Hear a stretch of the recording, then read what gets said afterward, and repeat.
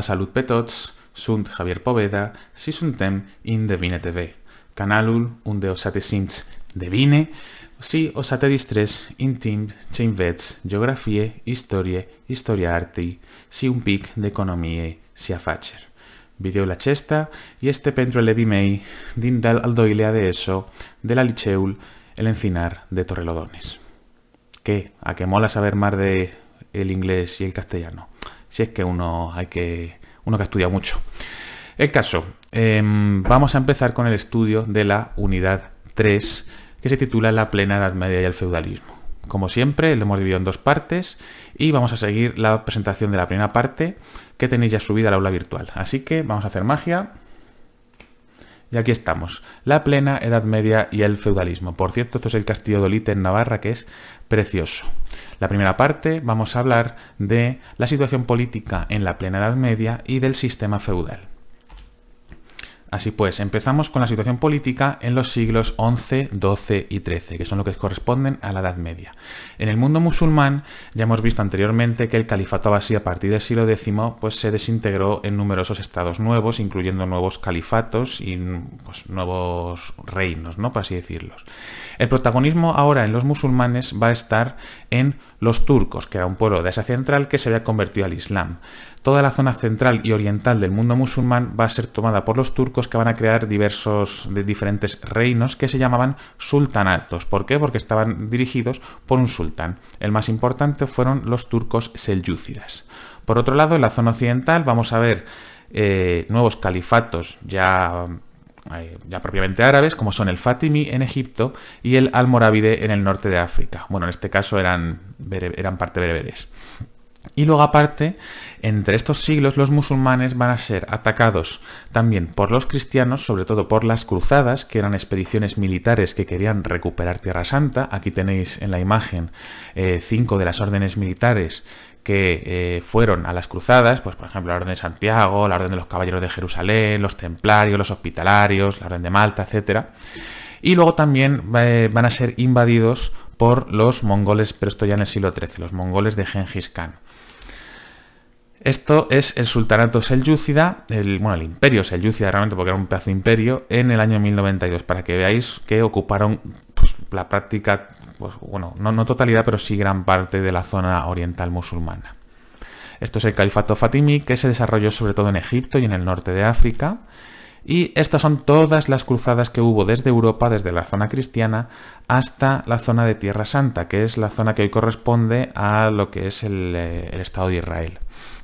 Entonces, hubo 8 cruzadas, de las cuales solo triunfó la primera y el resto fueron o bien para ayudar a los reinos que se establecieron aquí cristianos, pero vamos, que duraron súper poco, duraron más de 100 años.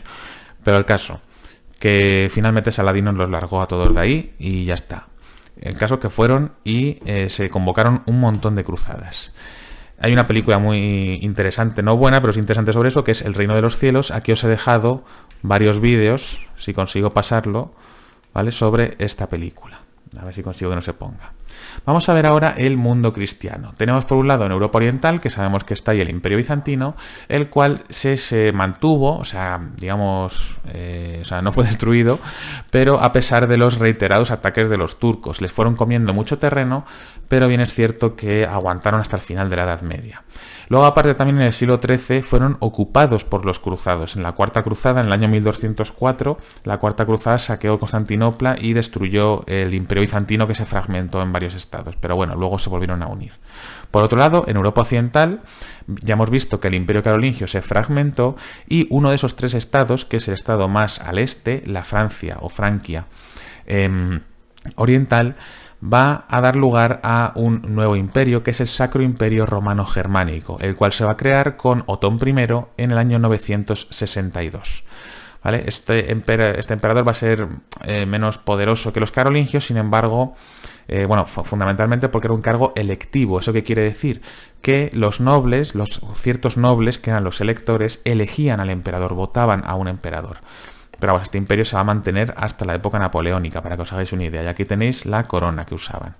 Y por otro lado, otra cosa importante que ocurrió es que Inglaterra va a ser invadida por Guillermo el Conquistador, que era un duque normando, o sea, que provenía de los vikingos, que se había asentado en la Normandía, que es el norte de Francia. Va a cruzar el Canal de la Mancha y va a ocupar Inglaterra. Por eso Inglaterra va a tener un montón de posesiones en Francia durante la Edad Media. Bueno, con Guillermo Conquistador, la batalla de Hastings del año 1066. Así pues, vamos a ver un poquito. Esto es la batalla de Hastings, que lo hacen unos recreacionistas ingleses que son unas bestias, porque como podéis ver están todos súper bien hechos y además son un montón, ¿vale? Estos son los anglosajones de Harold Godwinson y estos son los normandos de Guillermo el Conquistador. Esto es cómo quedó el Imperio Bizantino tras la Cuarta Cruzada de la que os hablaba, que se crearon imperios latinos, o sea, orientales, católicos, como el Reino de Tesalónica, el Imperio Latino de Constantinopla y demás, mientras que el resto del imperio se fragmentó. Los bizantinos tenían todavía el despotado de Epiro, el Principado de Acaya y el Imperio de Nicea, que va a ser el que luego recupere Constantinopla. Y por aquí tenemos incluso el sultanato selyúcida, de los turcos selyúcidas que hablábamos antes, de Rum, que significa Roma. Y esto, una vez más, el Crusader Kings 3, aquí tenemos esto blanco que hay aquí, es la extensión del Sacro Imperio Romano Germánico, que en inglés se llama Holy Roman Empire. Como veis, aquí el personaje que es el emperador, en este caso Enrique IV, porque estamos en el año 1066, lleva la corona que os he mostrado antes, que es una corona preciosa. El Imperio Romano, que ocupaba gran parte de lo que hoy es Alemania, parte de Francia, lo que es Europa Central e incluso la mitad de la península italiana. Por aquí tenemos a los bizantinos, a los almorávides, a los fatimíes y a estos que son los selyúcidas. Esta era la situación política. Ahora bien, en la península ibérica, que nos hayamos quedado en la invasión almorávide, pues vamos a ver un poquito qué ocurre, muy por encima. Vamos a ver que Aragón va a dirigirse hacia el sur y va a conquistar Zaragoza, que va a ser su capital en el siglo XII. Vamos a ver que el conde Alfonso I, que era conde de Portucale, un vasallo en la zona de Portugal del Reino de León, en el año 1139 se va a coronar, se va a proclamar a sí mismo como rey con la aquiescencia del Papa y va a formar un reino independiente, que después se va a extender hasta el sur y va a dar lugar pues, al Portugal que de hoy en día, vaya.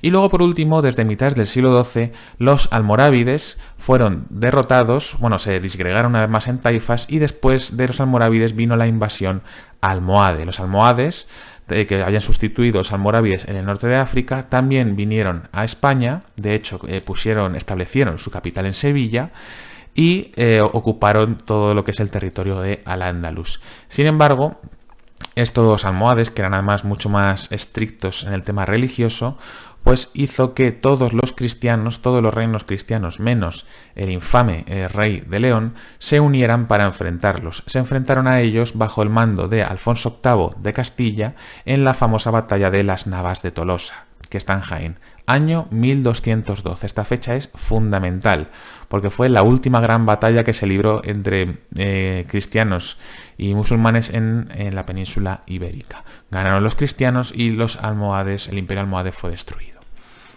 Ahí tenemos a Alfonso el Batallador. Esto es el condado portucalense, que es el germen, la base del reino de Portugal. Este condado, que era vasallo del reino de León que estaba al lado, se independizó y formó el reino de Portugal. Por otro lado, aquí tenemos el mapa del imperio almohade que yo os he enseñado en otras ocasiones. Esto es la batalla de las Navas de Tolosa, un cuadro muy conocido de Van Halen.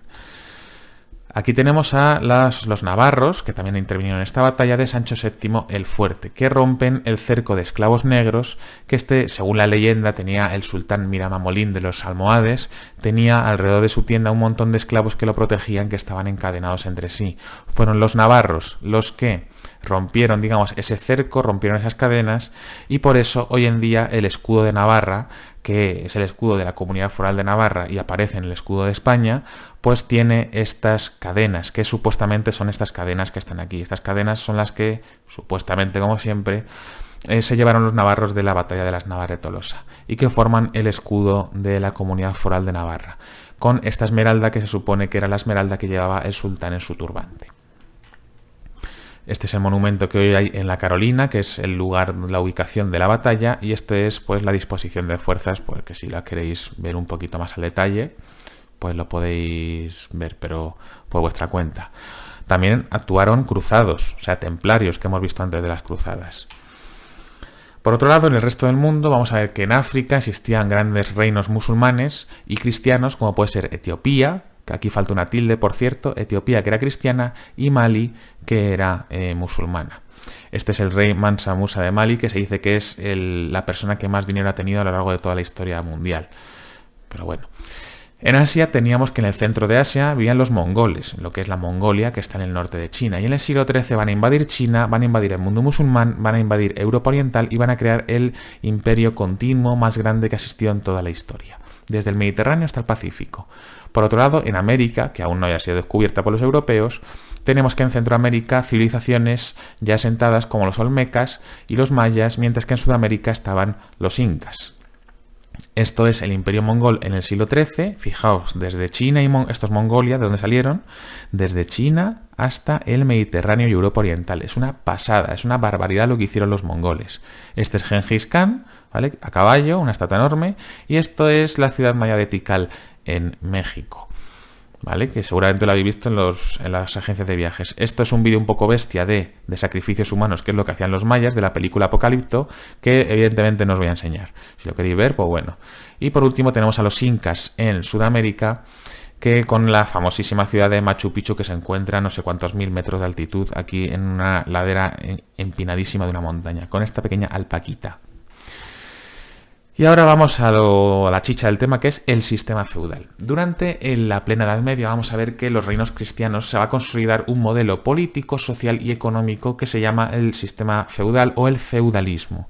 ¿Por qué se caracteriza? Porque por el poco poder que tenían los monarcas en detrimento de los nobles, por las relaciones de fidelidad personal, que vamos a ver que es el vasallaje, y por una economía una economía organizada en torno a pequeños territorios autosuficientes, o sea que producían lo suficiente para abastecerse, que se llaman feudos, de aquí el nombre del sistema. Vamos a ver que en la monarquía feudal los monarcas van a gobernar con ayuda de la corte, que son nobles de confianza que le asesoran, esto ya lo hemos visto por ejemplo en el Imperio Carolingio, de los oficiales reales, que son funcionarios al servicio del rey, de los cuales los más importantes solían ser los cancilleres, ya que la cancillería era la oficina que redactaba las decisiones del monarca, o sea, redactaba las leyes o los mensajes, los cuales llevaban un sello real para que se viera que este documento era originalmente escrito por los reyes y que se depositaba una copia dentro de esa cancillería, ¿vale? Pues si acaso había algún tipo para que no hubiera falsificaciones y demás. Esto, por ejemplo, tenemos aquí un sello redondo que se llama un privilegio rodado de Sancho IV de Castilla y León, para que veáis cómo lo sellaban. Esto indicaba que este documento había sido leído y sancionado por el rey. Y luego además, en caso de guerra, el rey reunía lo que se conoce como su hueste, que es un ejército, aquí falta una tilde, Dios mío, ¿qué me ha pasado en este PowerPoint? Que es un ejército compuesto por las mesnadas. Una mesnada es un ejército privado, o sea, un ejército de cada noble o del propio rey. Son soldados que le prometían fidelidad. Ya hemos hablado antes de las relaciones de fidelidad, que es una característica del feudalismo, pues aquí están. Los soldados juraban fidelidad a un noble o a un rey, por lo tanto cada noble y cada rey tenía su propio ejército privado. Y el rey les podía llamar en caso de guerra y todo en conjunto se llamaba hueste. Cada uno de esos ejércitos se llamaba mesnada. ¿Cómo surge este sistema, el feudalismo? Pues bueno, vamos a ver que tras la división del Imperio Carolingio, Europa va a sufrir incursiones de diversos pueblos que saqueaban las aldeas y las ciudades. Por ejemplo, ya vimos los vikingos.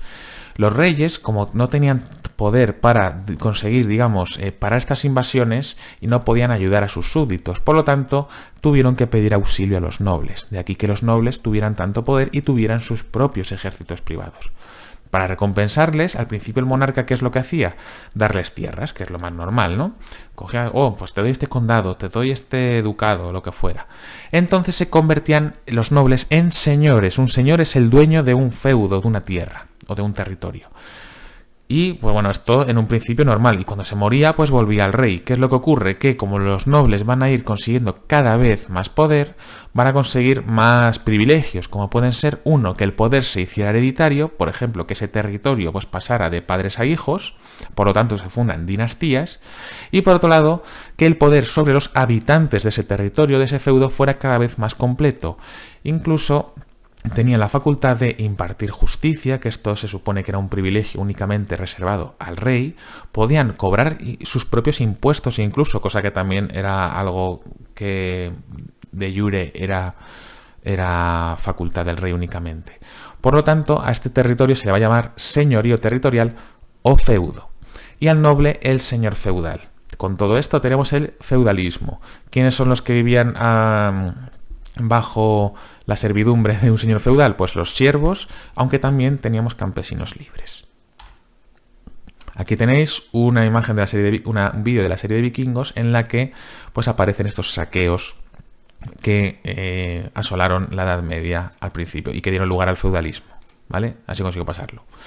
Y ahora vamos a hablar de las relaciones de vasallaje.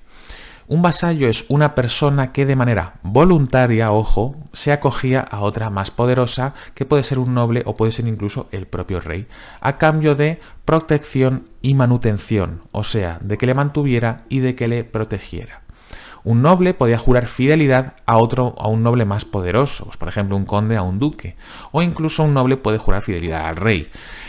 Este acto se denominaba la ceremonia del homenaje, que es lo que tenéis aquí. Aquí tenemos a un noble jurándole fidelidad al rey de Francia. Y tras esta ceremonia, él se convertía en vasallo de un señor. En este caso, el señor es el rey y el vasallo es el noble. Casi todos los nobles pues tenían a su vez vasallos y a su vez eran vasallos de otros nobles más poderosos. O sea, yo puedo ser vasallo de un rey, pero yo puedo tener a su vez gente que sea nobles más pequeños que sean vasallos míos, y a su vez esos nobles más pequeños pueden tener otros nobles aún más pequeños que sean vasallos míos, ¿vale? Al final se hace lo que es una pirámide, ¿no? También hay otra ceremonia muy interesante dentro de estas relaciones de vasallaje, que es la ceremonia de nombrar o armar un caballero. Para ser caballero primero tienes que ser aprendiz de caballero, que se les denominaba escuderos. ¿Por qué? Porque eran los que llevaban el escudo a un caballero del que aprendían. Y esto se llevaba a cabo cuando se había aprendido a manejar las armas y a manejar el caballo. Se llaman caballeros porque van a caballo, ¿no? Y luego, por último, existe un tercer nivel de relaciones de vasallaje, que son los lazos de servidumbre entre los nobles y sus siervos. Los siervos le juraban fidelidad al noble, o sea, y además trabajaban sus tierras a cambio de que el noble pues les diese tierras para trabajar y además les protegiera de estas incursiones de las que hemos hablado antes. ¿Vale? Aquí tenéis una ceremonia del nombramiento de un caballero. Un caballero tenía que velar las armas, o sea, estar despierto mientras velaba las armas la noche anterior, y luego el señor le armaba caballero, ¿no? Mientras el caballero le juraba fidelidad, que es la famosa escena de que o bien te daban un tortazo en la oreja o bien te ponían la espada sobre los hombros, ¿no? Que es la más famosa. Y ahora vamos a ver cuáles son las partes de un feudo. Un feudo por lo general consistía en una propiedad rural, o sea, en el campo, no solía haber feudos en las ciudades, formada por grandes extensiones de tierra, como podéis ver aquí, y diferentes tipos de construcciones. La gran mayoría de los feudos van a ser autosuficientes, o sea, que poseen todo lo necesario para que sus habitantes pudieran vivir y mantenerse. Y vamos a ver todas estas partes que tiene el feudo de manera individual. Lo primero, el castillo, que es esto que se ve aquí en esta esquina, el castillo del señor, que está en una zona alta y servía como fortaleza para defender el feudo. Era donde vivía el señor con su familia, con sus vasallos, que son los caballeros que formaban parte de sus mesnadas, y sus sirvientes, que podían ser soldados, criados o doncellas. Aunque también, bueno, y de cualquier cosa que se te ocurra, ¿no? Cocineros, encargados de los establos, pues escribas, etc. Y a todos ellos los mandaba un mayordomo. Y luego vamos a ver también la reserva señorial, que eran las tierras que eran propiedad del señor. Por ejemplo, esto de aquí, estas tierras son propiedad del señor y estos prados también son propiedad del señor, que la cultivaban los siervos, o sea, los que mantenían relaciones de vasallaje con el noble, ¿vale? Aunque también algunos meses lo hacían los campesinos libres. Los bosques y los prados, que se llaman aquí comunales porque son de todos, o sea, los podía usar todos los siervos del feudo, pero también eran propiedad del señor. ¿Qué se obtenía de aquí? Pues pasto para los animales, leña, frutos silvestres y además caza. Ojo, caza, pero solo piezas pequeñas, como pueden ser, yo que sé, conejos o cosas así, mientras que las piezas grandes, como los ciervos, los zorros o los jabalíes, estaban reservadas para el señor y no se podían cazar por el resto de los siervos. Después, no muy lejos del castillo, para que pueda ser defendida, está la aldea, que es donde viven los siervos. En esta aldea pues tenemos casas, ¿no? Y tenemos el edificio más grande que había, era la iglesia, que era una iglesia pequeñita, que era solía ser el único edificio que estaba construido en piedra. Dame un segundín. Que estaba construido en piedra. Y las cabañas suelen estar hechas pues de barro, de madera o de paja. ¿Por qué? Porque eran materiales baratos. En la aldea pues también solía haber otras cosas, como puede ser pues edificios como, digamos, negocios entre comillas, como pueden ser las tabernas, puestos de comerciantes, talleres donde trabajaban artesanos, etcétera, etcétera. Aquí, por ejemplo, tenemos pues un herrero, ¿vale? Luego también tenemos los mansos, que es esto de aquí que está un poco tachado, que son tierras trabajadas por campesinos libres o los siervos. Eran parcelas que el señor alquilaba a los campesinos, o sea, les dejaba utilizarlas a los campesinos a cambio de ¿qué? De una parte de la cosecha. Por ejemplo, te decían, te cedo esta parcela de aquí, tú la cultivas y a mí me das el 20% de lo que saques, ¿vale? O sea, de cada 10 granos de trigo, 2 son para mí. Y eso era un manso, ¿vale? No confundir con la reserva, que son tierras del señor, que el señor se llevaba todo.